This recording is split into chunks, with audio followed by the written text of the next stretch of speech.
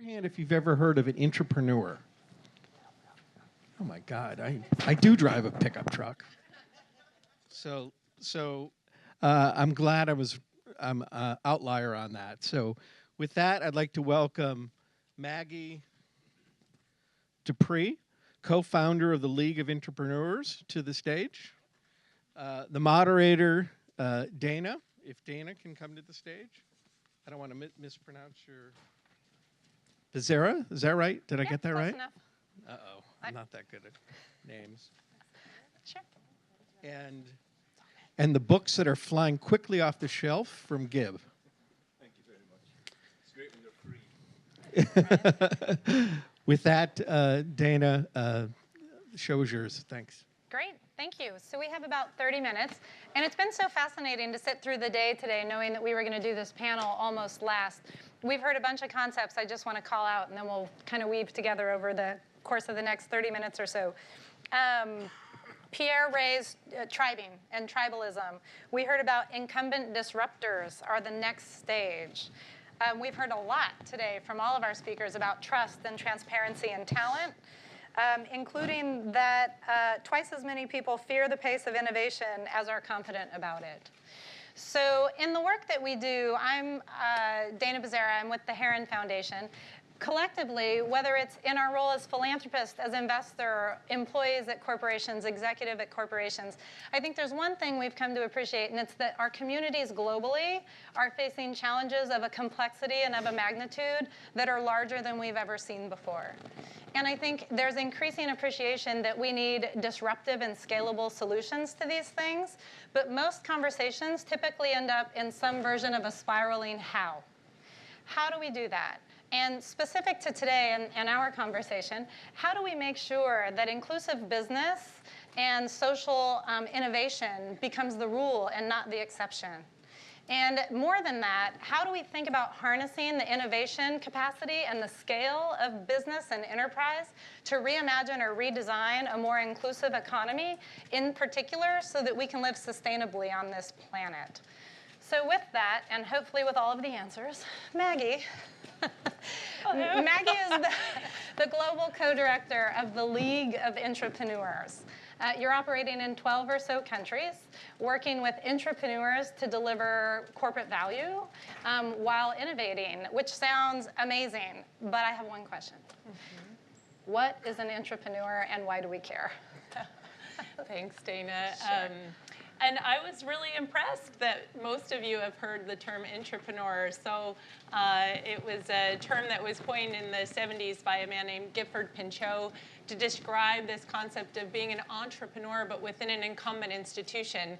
And I thought it was really interesting that we heard from Martin today about incumbent disruption and that we're actually seeing that more as a trend. I and a few colleagues in 2007 published research looking at entrepreneurship around sustainable development. So how is this concept being applied on these issues that we've been talking about today? Where was the disruption coming from, the new business models, the new products and services that we're going to need to address these big global challenges like climate change or inequality from within the incumbent institutions? And so I met people like Gib, and you'll hear his story in a minute.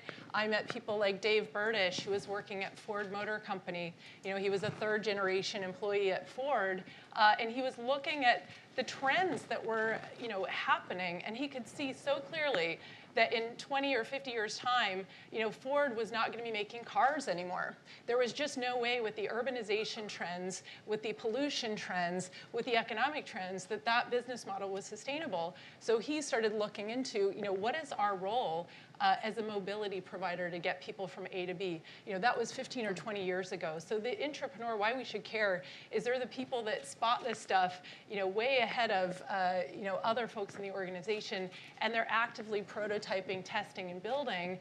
So then when these CEOs come and have these strategies, many of them have already kind of developed things, and sometimes a bit under the radar. I suspect a lot under the radar. Yeah.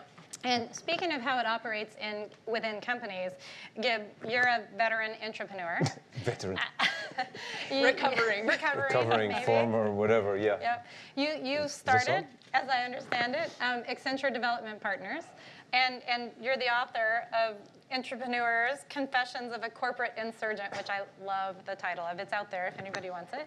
But talk to us a little bit about ADP. Where did it come from? And relative to this, seeing challenges inside an existing business model, what you ran with ADP. So I didn't set out to be an intrapreneur. I had no idea what the term was. I didn't know what it was until Maggie came along and said, hey, I'm doing some research and entrepreneurship. We think you're one of these people. And Pierre, their Frenchman, is probably, what have they done to my language of entrepreneur? And they've done something funny with it. It's a mindset. It's a skill set. It's not a job title. Anyone can be one. It's not the CSR person. It's not the sustainability person. It's someone that gives a damn about the state of the world, but wants to drive change within business. I was in Accenture many, many years, 20 years in Accenture, and for much of that time, following a sort of epiphany, if you will, towards purpose, I tried to create a guerrilla movement within the firm. I tried to create well, some people called it a not-for-profit. I called it a not-for-loss. It was more like a social enterprise within this huge organization. And it scaled because we had people, employees crying out for this meaning. And we see it more and more in terms of the talent stuff. They wanted to do good and they were queuing up to do it. We would have them even halving their salary. We'd have Accenture giving up profit. And we'd have clients in the non-profit sector in developing countries actually paying for our services, maybe 10 or 20 cents in the dollar on what you would pay, for expensive consulting services. My job was to make the thing break even. And it was scalable, it was sustainable, we grew. And, if I'd been sitting here a few years ago, it was on the podium, it was all great, and it was, poster child for this stuff. The wheels came a bit off a few years ago. I had arguably some kind of burnout of some kind. And that was the catalyst for the book. I didn't want to become an author, but the book is basically a story of that journey of trying to fight the immune system within the company, trying to drive change, the challenges of doing that, the opportunities of doing that. And it's a bit of a yarn. If you don't like normal business books, this is the one for you. It's just a story. There's goodies, there's baddies, there's ups and downs, successes and failures. Give it a read and pass it on. I'll sign any if you want. It's better off if I don't sign it. You can get more money on eBay probably if they're blank. But there you go. For an unsigned copy. While we're talking about the book, you do talk about this corporate immune. Can you say more about that? Yeah, it's a chapter in there. I think the corporate immune system. It's a sort of term of coined to. It's an invisible kind of force within organizations of. You can't put your finger quite on what it is, and it's not one thing. It's norms, it's culture, it's middle management doing their job, following their objectives, succeeding to implement a policy, which is wholly inappropriate to my bit of Accenture. If you apply a 80 billion corporate policy to this little startup thing, you're going to kill it. So it's a bunch of these things, annual objectives, indicators. All these things are inhibiting talent. And the point I would make is that the problem is that we are starting to hemorrhage intrapreneurs in the firm. These are value creators. These are people who can find new sources of value in some of these things that were traditionally the sort of social stuff. Social stuff is now strategic stuff to business. You have got Elon Musks and Richard Bransons and the like in your midst, but how, and the question comes down, and Maggie's maybe get some answers on this, the question comes down to, how do you identify these people? How do you empower these people? How do you stop them from leaving? And that, for me, is almost a much bigger indicator than some of these kind of ESG vanilla indicators that we've got. These are the black swans or the white swans that will change the value of companies. And we need to tap into that innovation potential. Mm-hmm. So Maggie, coming back to you, it sounds a little bit like you're advocating that decentralizing control is a way to create value. And for those of us raised that are in leadership positions now, you're going to have to convince me. So say more about distributed leadership and what it does to stimulate innovation. Yeah, well, I don't think any one person has a monopoly on ideas, and I certainly don't think it's the innovation department or the MBAs, and I can say that as an MBA. We see really disruptive ideas coming from people all across businesses. So one of the first entrepreneurs I met was Sam McCracken, who was sitting inside a warehouse in Nike in Beaverton, Oregon. And Sam is a Native American from the Sioux tribe in Montana. And he saw in his community this epidemic obesity crisis, which was resulting in an epidemic crisis of type 2 diabetes. And he thought, well, wait a minute, like I'm sat inside Nike, this big global sporting brand. Like, what can I do to make a difference in my community? And so here's Sam. He doesn't have an MBA. He doesn't have a title. But he sees a problem in his community, and he goes out and he starts talking to people.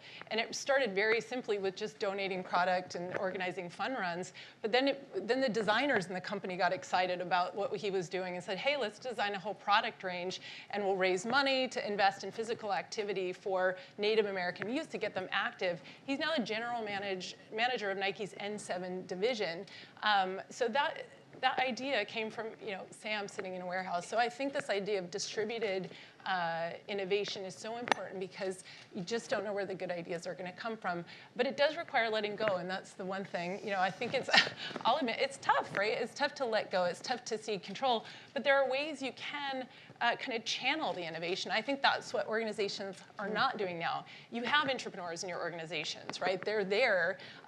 Give them a framework. Channel the energy rather than just kind of hoping serendipity will connect it with the core of your organization.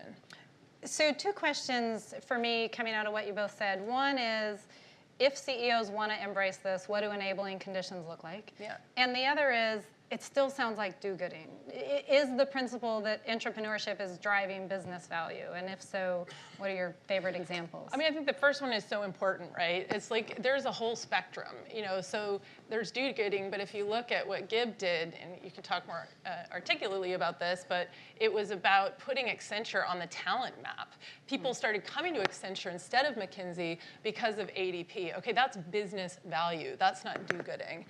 We have a number of entrepreneurs in our global community that are building out new markets. So, Rhian Marie Thomas has set up the Green Bank at Barclays. She's got 10 profitable products in market. That wasn't coming out of the investment bank. She had to set that up entirely new. So these are the forces of value creation. And of course, then some of them might bleed into social enterprise, but there's always a business case. This is not about philanthropy. So, I could go on with example after example of value creation on entrepreneurs. The challenge is scaling it up. And that's why we're publishing this research on Monday, looking at how do you create enabling conditions for this to scale up. And I have to say, I'm so honored to be here today and so impressed with the work that you are all doing. This is so much a part of the solution, right? Because what we hear over and over again, people like Gib, people like Rhian, people like Dave Burdish and Sam, is that these short-term incentives are the big Achilles heel for my innovation. So if I have to, take my climate systems change innovation project that's never been done before and put it into short-term metrics for my company, it's going to get killed off before it even sees the light of day. I need a runway. I need room to experiment. I need people that get that these trends are out there and we don't have the solutions, but I need space to experiment. So what you're doing here is so vital to entrepreneurship and innovation in companies. So thank you. I don't know, Gib, if you want to come in, but I also can share a bit about the framework. I think you should come back enabling. and talk about the framework. I just, on the business case, couldn't agree more on this. This cannot be a heartstring pool or the CSR. CSR was, frankly, I spent 15 years trying to disassociate myself and distance myself from the CSR people. I'm not against giving money to charity and doing some good stuff. It misses the point in terms, I had a P&L. I didn't want to make P and I didn't want to make L. I was break even, cost neutral. But, as Maggie said, I could point to the fact independent research said reduction of 32% in high performer attrition. That has a dollar value. Yeah. There are today, as I speak, the thing's still going, I've gone, but 50,000 Accenture employees are queuing up to half their salary and work on the other side of the world. They can use a fraction of that number at the moment, but it just shows you an order of magnitude of the company that cracks the code on this talent thing and this purpose thing that more and more millennials are having. And let's face it, 3/4 of Accenture's 400,000 people are millennial. I was a millennial more in mindset than age, demographic, but there you go. And so the last thing I would say on this, next week, there's business people pouring into New York and all the UN people are pouring in for this UN General Assembly, having meetings left, right, and center. These sustainable development goals, the 17 of them, they are the perfect business plan for business. Erica said it, I loved your stuff about access and companies offering access. Access to education, access to healthcare, access to clean energy, access to water and sanitation. Is for the next billion people on the planet, these are business opportunities. And the way you will tap into them is having an enabling environment. There's one, a pass for you, an enabling environment that allows these things to bubble up and create new sources of value. Maggie. Thanks, kid. We didn't rehearse that. But, No, we didn't. But, yeah, so we've spent the last 6 months. So basically, the league was established in 2012. We ran a global competition to find entrepreneurs around the world to really even test the concept. You know, was the language valuable? Was this an idea that resonated globally? We had over 200 people enter the competition from 52 countries. So it was really kind of validating a hypothesis that we had, that these people were out there and that they wanted to connect and they wanted to learn, like, how do I drive disruptive innovation with impact from within an existing institution? So we've developed a bunch of tools and global community and trainings and workshops to support the individual or teams. And what we've just found is they continue to bump up against these systems barriers. So the last 6 months, we partnered with a number of organizations, including CEMEX, the UK Department for International Development, BMW Foundation, and Business Fights Poverty, and looked at, okay, what does an enabling environment look like so we can start lowering the barriers to entrepreneurship and innovation in companies. So the first, and we've heard a lot about it today, is purpose. You know, so you need to have a motivating purpose so I can connect that idea, you know, for talent and people and connect it to something that the company cares about, right? This can't be my own personal mission, but it actually ties in with a business purpose. But that has to trickle down, and you really have to walk that talk on purpose. It can't just be something that is on your website, but actually, how are you evaluating purpose in your day-to-day decision making? Is that coming into tools? So we talked to Salesforce. They have a very I guess, a techie acronym they call V2MOM, but they literally have a framework that every single new project gets evaluated by, and that includes their values and their vision. So really making purpose practical and actionable. The second thing that came out is, not surprisingly, people, right? Like, are you recruiting the right types of talent, the entrepreneurial talent, but also are you rewarding and incentivizing them in the right way? So we talked to Boehringer Ingelheim, a German pharmaceutical company.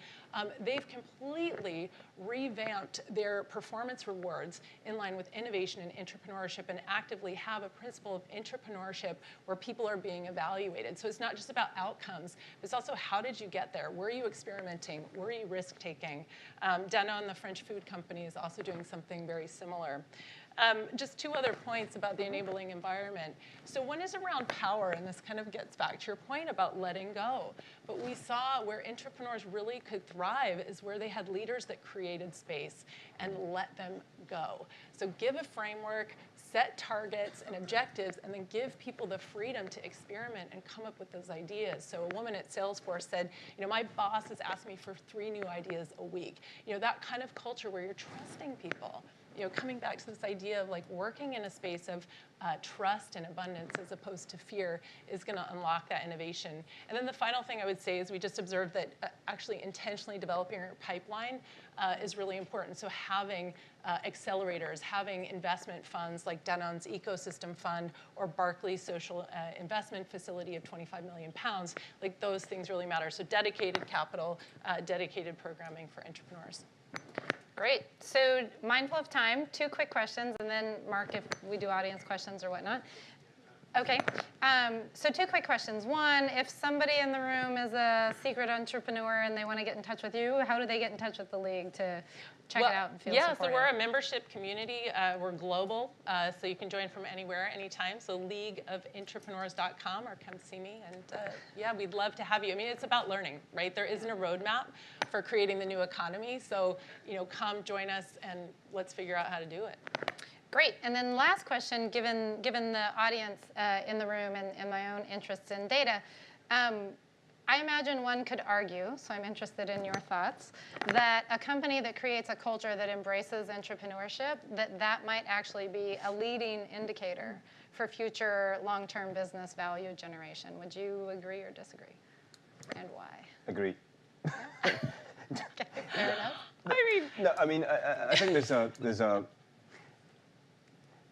for me, there is a challenge for leadership here, because I think if in the quiet, honest moments with CEOs, they will probably admit that they're ill-equipped to deal with this stuff. The ESG stuff, I mean, I don't know, out of this room, ESG, go and ask the Fortune 500 how many will know what it is.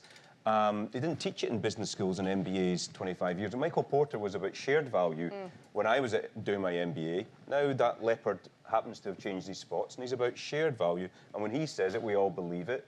And when Larry Fink starts talking, we all sit up and listen when Larry Fink says it. So we have a problem there. There is a temperature inversion between level of affinity and understanding for this agenda and level of seniority in the firm.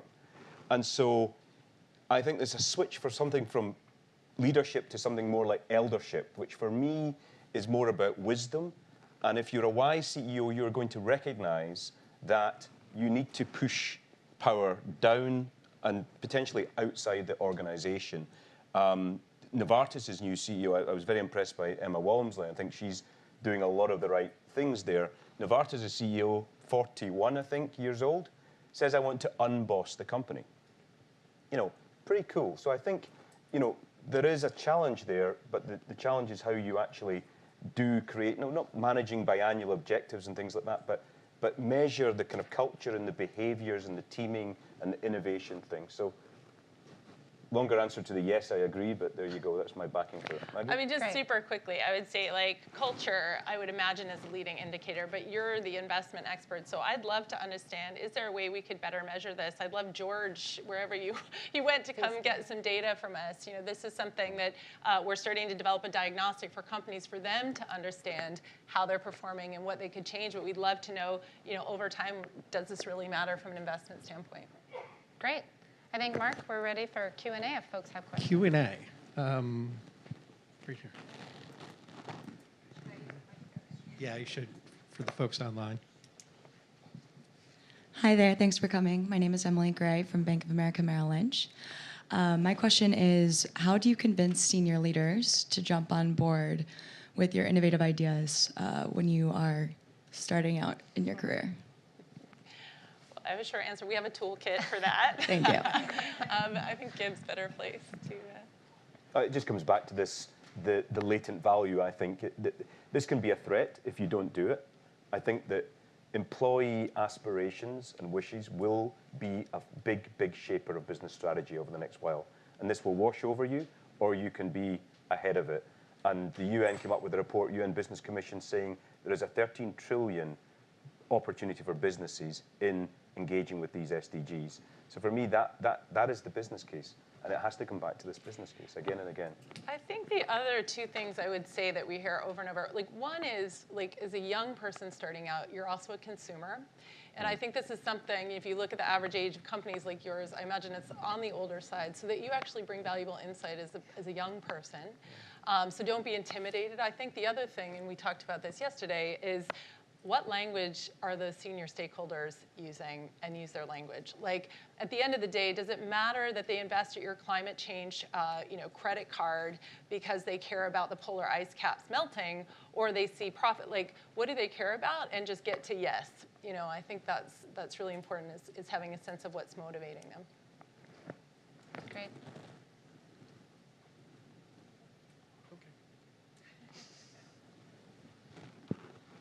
So I'm curious if you guys have any kind of outcome studies. I'm wondering, entrepreneurs lose patience, they feel more urgent, they leave at some point. Of course, there's an issue Or they burn out. To become entrepreneurs.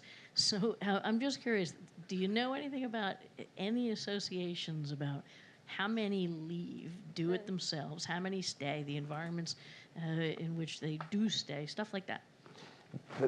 There is a chap doing some a PhD on entrepreneurship at Cranfield University. Very interesting stuff, and this the informal data is that far too many of Maggie's case studies from a few years ago, or even more recent things, they're more than half are an attrition statistic, or they've had to move back into something more mainstream. If they've stayed in the business, they've had to kind of dumb down their dreams and their hopes and things. So it is a problem. Attrition is a big problem amongst this community. And that's, I think, what you're trying to address with the league and things. It's the driver behind the research, because as a community that cares about impact and sustainable innovation, we need entrepreneurs to stay in it maybe longer than they would. I think the other thing to say is what we need to equip entrepreneurs to do is also hook it back into the organization. It's just like the same challenge as an entrepreneur. It can't be dependent on the founder. You have to institutionalize that. So if you look at M-Pesa, Nick Hughes left, M-Pesa is still part of Vodafone. You can argue it, is it as inspiring and as it was when he started it? Maybe not, but it's still going with that organization. It's still reaching millions and millions of customers with that service every day. So I think if we can kind of work on this, both sides of it, the environment as well as equipping it, entrepreneurs to hook it back into the organization, but it's a challenge. Yeah. I mean, entrepreneurs, they are a pain in the ass to manage. I mean, we are difficult, 2 parts change maker, 1 part troublemaker. There's a fine line between the two. Try managing an Elon Musk if he was on your team, or a Richard. I mean, I think they've admitted themselves they'd be a nightmare. Yeah. But can you afford not to? And if you try and manage them the same way, that's why we've got these statistics. So I'll hold up my hand and say, yeah. I mean, external value versus internal headaches? We like to think of it as constructive discomfort. Well done. That's much better. Great.